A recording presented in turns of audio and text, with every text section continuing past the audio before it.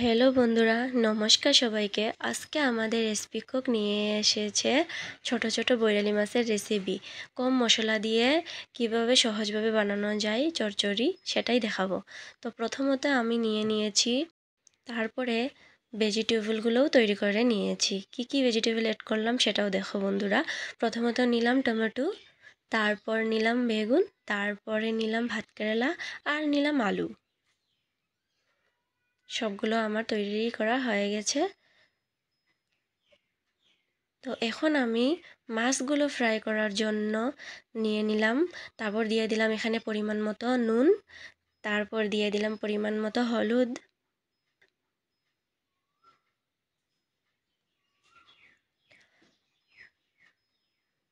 তারপরে নুন হলুদ দেওয়ার পরে মাছটাকে আমি ভালো করে ম্যারিনেট করে নেব।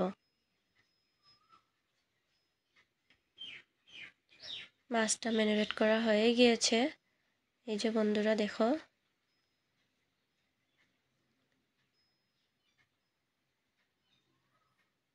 তারপরে আমি কড়াই বসিয়ে দিলাম, তার মধ্যে দিয়ে দিলাম অল্প পরিমাণ তেল। আমি এখানে সর্ষে তেল ব্যবহার করেছি, তোমরা চাইলে সাদা তেলও ব্যবহার করতে পারো, বা যার যার পছন্দ অনুযায়ী তেল ব্যবহার করতে পারো। তো তেলটা অল্প গরম হয়ে আসার জন্য রেখে দিলাম। এখন তেলটা গরম হয়ে এসেছে, তারপর দিয়ে দিলাম আমি মাছগুলো। অল্প অল্প করে মাছগুলো ফ্রাই করার জন্য দিয়ে দিলাম।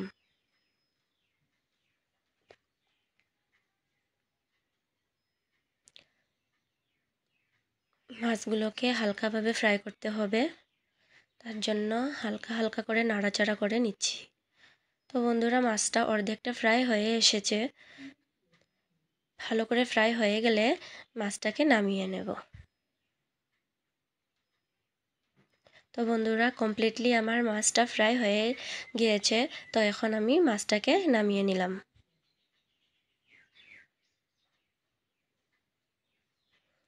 দেখতে থাকো বন্ধুরা। তারপর আবারও দিয়ে দিলাম কড়াইতে তেল।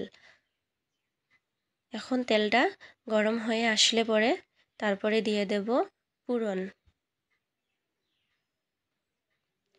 এই যে বন্ধুরা, আমার তেলটা গরম হয়ে এসেছে, এখন আমি দিয়ে দিলাম জিরে পুরন। ভালো করে জিরে পুরনটা হয়ে গেলে তারপর এখানে দিয়ে দেব আমি কাঁচা লঙ্কা কুচি। এই যে বন্ধুরা, কাঁচা লঙ্কা কুচিগুলো দিয়ে দিলাম।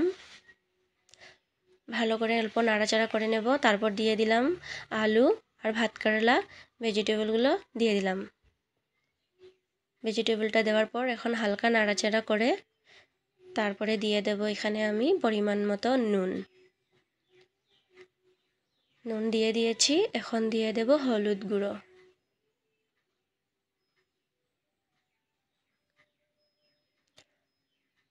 নুন হলুদ দেওয়া হয়ে গিয়েছে। এখন ভালো করে সবজিটাকে আমি নাড়াচাড়া করে নেব। নাড়াচাড়া করে ম্যারিনেট করে ভালো করে তারপরে আমি এটাকে হালকা পরিমাণে ঢাকনা দিয়ে দেব। তারপরে দিয়ে দিলাম এখানে আমি মরিচের গুঁড়ো, শুকনো লঙ্কা মরিচের গুঁড়ো দিয়ে দিলাম। দিয়ে এটাকে ভালো করে নাড়াচাড়া করে নিচ্ছি।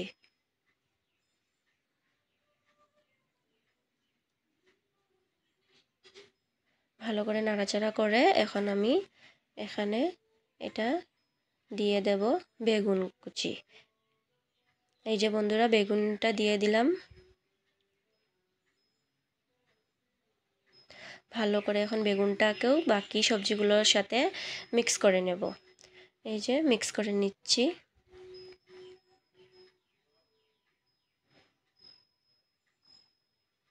আর এখন আমি সবজিটা ভালো করে সিদ্ধ হওয়ার জন্য দিয়ে দিলাম ঢাকনা।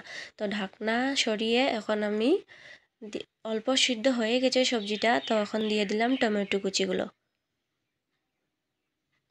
টমেটো কুচিগুলো দিয়ে এখন ভালো করে নাড়াচাড়া করে নিচ্ছি, যাতে সবজিগুলোর সাথে টমেটোটা ভালো করে মিশে যায়।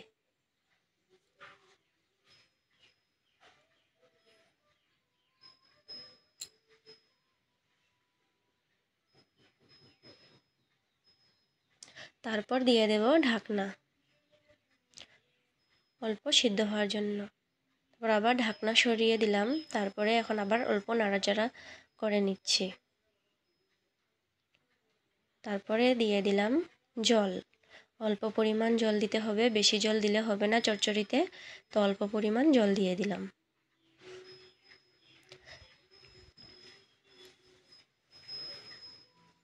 এখন ভালো করে সবজিটা ঝাল হতে হবে, জাল দিয়ে তারপরে দিয়ে দেব এখানে আমরা ঢাকনা অল্প সিদ্ধ হওয়ার জন্য। এই যে বন্ধুরা আমার সবজিটা হয়ে এসেছে এখন। তারপরে দিয়ে দেব এখানে মাছগুলোকে। এই যে বন্ধুরা মাছগুলোকে দিয়ে দিচ্ছি। তারপরে দিয়ে দেব এখানে রসুন বাটা। মাছগুলোকে দিয়ে তারপরে দিয়ে দিলাম রসুন বাটা। রসুনটা অর্ধেক বাটা করে দিতে হবে, আধা বাটা করে দিতে হবে, বেশি বাটলে হবে না।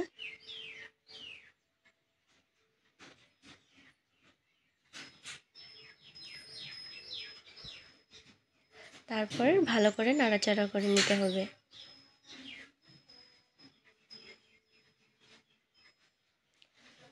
তারপরে আমার সবজিটা প্রায় হয়ে এসেছে কমপ্লিটলি। গ্যাসটার ফ্লেম লো করে তারপরে আর একটু হওয়ার জন্য রেখে দিতে হবে। আরও অল্প হয়ে আসলে তারপরে এটাকে আমি নামিয়ে নেব। এই যে বন্ধুরা নামিয়ে নিলাম, আমার সবজিটা কমপ্লিটলি হয়ে গেছে।